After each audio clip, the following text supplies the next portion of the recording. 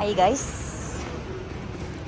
මේ මම පොඩි දෙයක් කියන්න හිතුණා මට.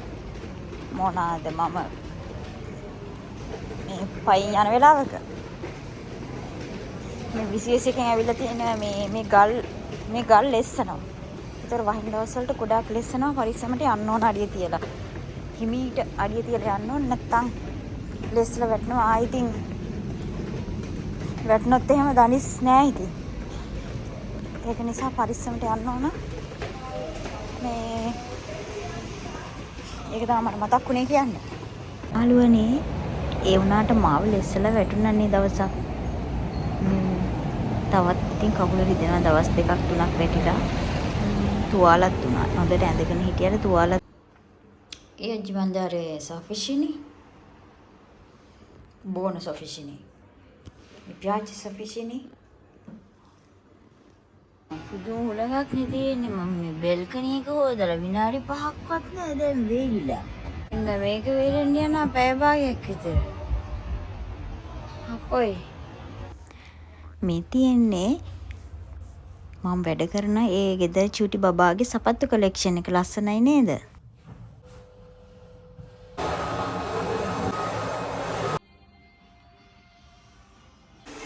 බෑන් ඉඳ ගන්න. ඉඳ ගන්න මෙතන. මෙතන ඉඳ ගන්න. Santiago Bea Ate මේ මලවුන්ගේ දවසේ උත්සවයක් තියෙනවා. අපි ඉතින් එතෙන්ටත් ගියා බලන්න උත්සවේ බලන්න ගියා. මට මේකේ මියුසික් දාන්න විදිහක් නැහැ කොපිරයිට් වදින නිසා.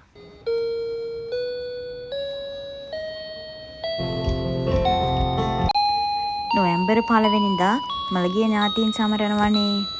ඉතින්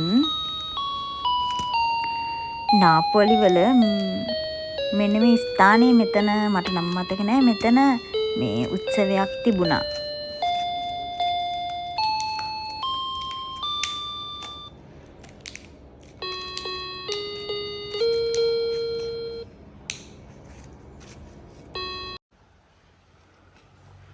මේ අර කාටුන් එකේ තියෙන ගෙඩි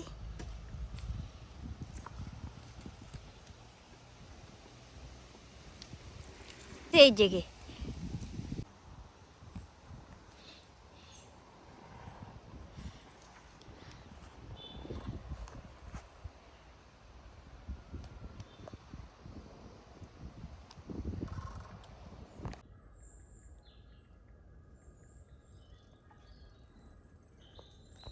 අයිසේජ් එකේ තියෙන ඇට හැමදාම තියෙනවා. මේ හැමදාම තිරිය ගස්.